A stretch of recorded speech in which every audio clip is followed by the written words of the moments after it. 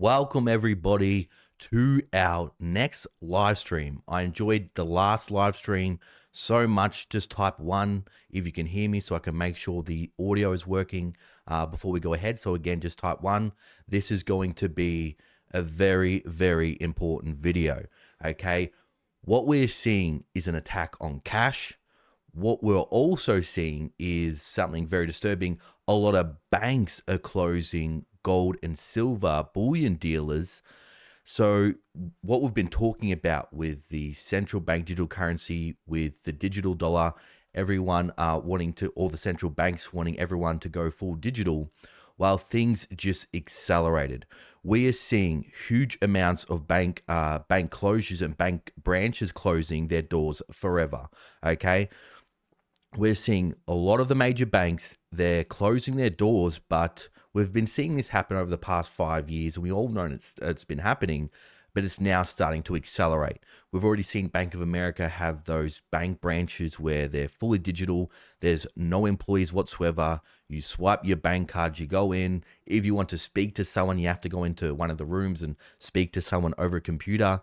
And it's getting very, very dystopian, and it's going to get to a point very, very soon where you may never see cash ever again.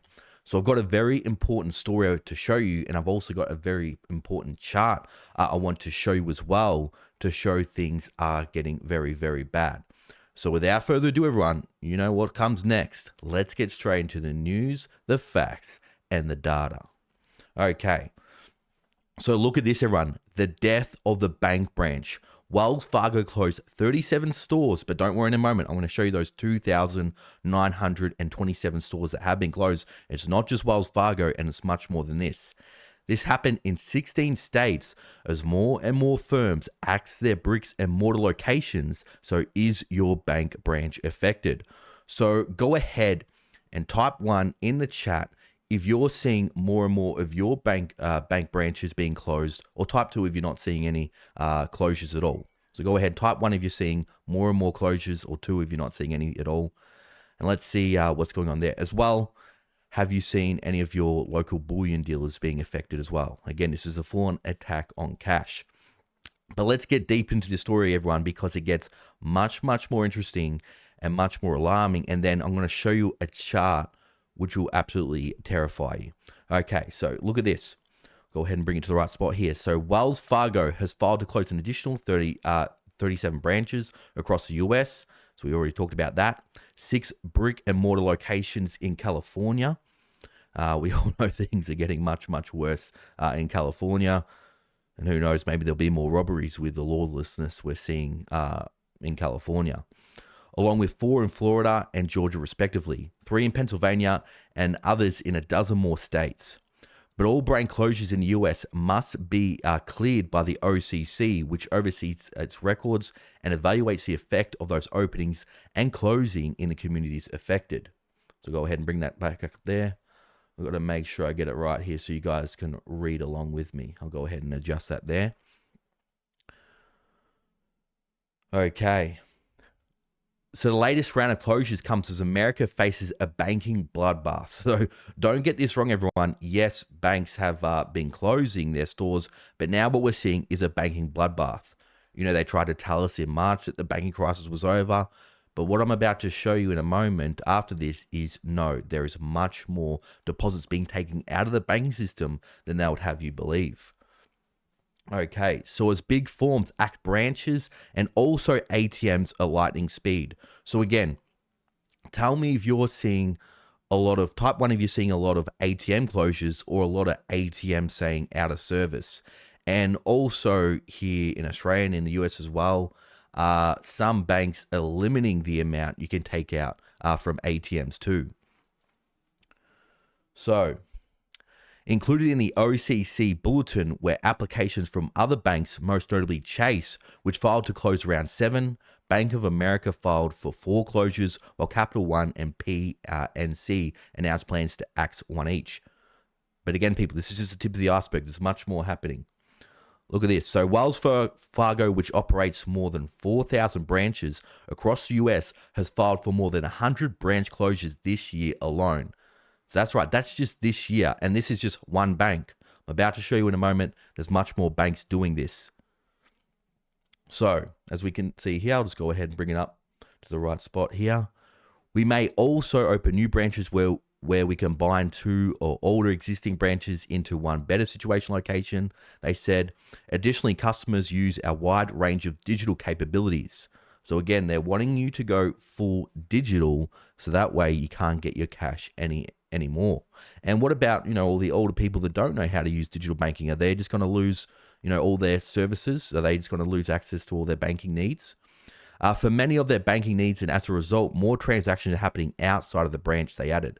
So again, they want you to go full digital. That allows them to sack all their employees. That allows them to make much bigger profits. But if a central bank digital currency does come, it allows a lot more control, and they can track all your information a lot better. But listen to this. Dwindling numbers of bank branches mean customers have to travel further to the nearest bank. So what happens if we, gets to a situation where in order for you to go to the bank, you have to travel an hour if you want to go do some in-person banking? This is what's going to happen for many people. Also, many people that may live in the regions or may live in the country, they may only have one local bank they can go to. But what happens if those communities lose that one bank? Well, it's going to become very, very expensive, especially with petrol prices, gas prices going up so much for them to make a trip to the bank. So like I said, this is leaving vulnerable and elderly people without a financial lifeline. That's exactly right. A lot of people are going to be debanked in the US, and this is happening not just in the US, around the world. It's actually accelerating more, I think, in Australia. It comes after JP Morgan announced in June that it was axing, listen to this, a quarter of Republic's locations after it took over the failed firm early this year. So remember how First Republic Bank failed? They went under. Well, JP Morgan went out there and brought First Republic when they shouldn't have, because there's only a certain amount of market share banks are meant to have. And JP Morgan was already the biggest bank in the US, and them buying First Republic would make them even bigger. But straight away after they brought First Republic, they axed a quarter. That's right, a quarter of their bank branches. But listen to this, everyone. There's another part of the article here. This is what we're all waiting for. This is the headline here. Look at this. This is very, very alarming. So bank closures across the US increased to a historic high. This is in 2021 of 2,927 branches closing their doors, according to the latest data from S&P Global Market Intelligence data. So again, everyone, this is not clickbait. I've got all the data, or the data, however you want to say it, to back it up that we are seeing historical bank branches closing. Okay, look at that. Nearly 3,000 in 1 year. And I expect in this year, 2023, when we get this data, because remember, it takes a while for us to get this data. We will have to wait till next year. I think it's going to be much, much higher than this. So Wells Fargo & Co. reported that the most net closures in 2021, so that's right, Wells Fargo, they've closed, even though they closed the most in 2021, they're still closing more than 100 stores this year. So they closed 267, which was the most, followed closely by US Bancorp, which is in a bit of trouble as well, with 257 net closures.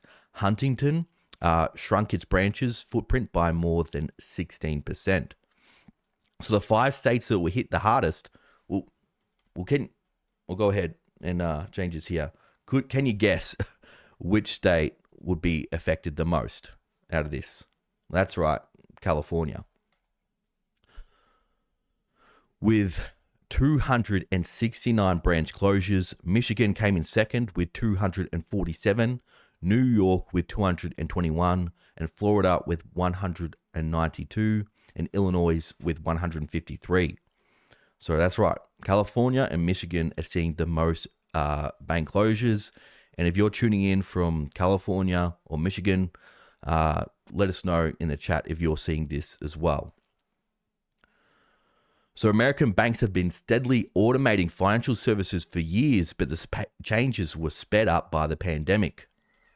That's exactly right, everyone. I went to a lot of stores during the pandemic and I wanted to pay cash, but no, we're not touching cash anymore. Dirty, rotten cash. You know, if we touch cash, we'll probably die instantly on the spot just by touching it.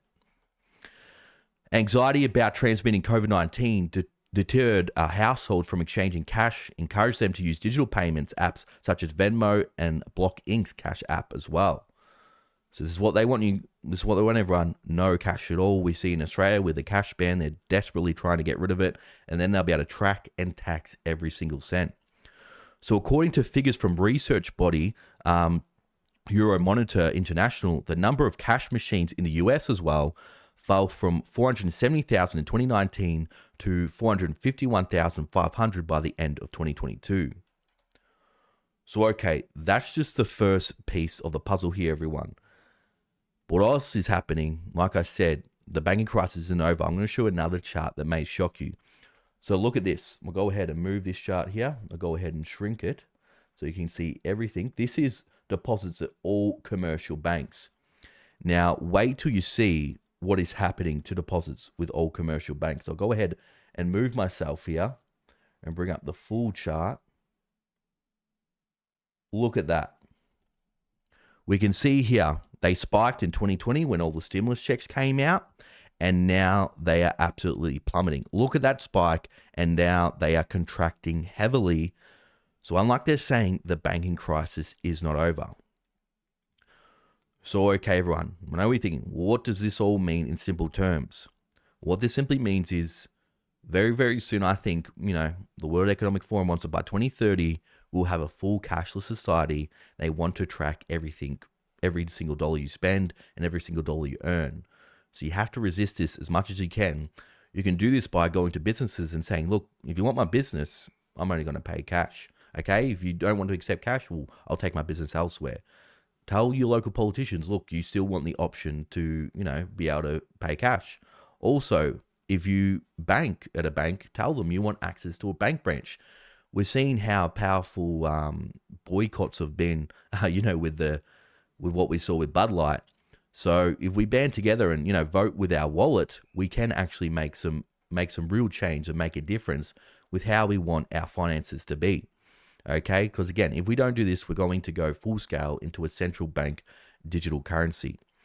So also as well, if you want to, you know, diversify and get out of the banking system, okay, you want to have a bit of physical gold, silver, and Bitcoin as well. Again, there's no need for gold bugs and crypto, or more specifically, I say Bitcoin, because I think Bitcoin is really king. There's no need for us to fight anymore. We're both working towards the same goal. Have some physical gold, silver on you, so that way, I bet you, if they do ban cash, we're going to see a lot of transactions or other markets pop up with bullion, people wanting to transact in bullion, and also Bitcoin as well. Because remember, you can self-custody Bitcoin. You can own it fully. There's no bank that owns it. There's no exchange that owns it. You can go ahead and store it in cold storage and fully own it. So everyone, go ahead and type in the chat, what do you think about this story? I thought this was absolutely crazy. Let me know in the comments below. Thanks for watching. You know you're all awesome. I'll see you all in the next video.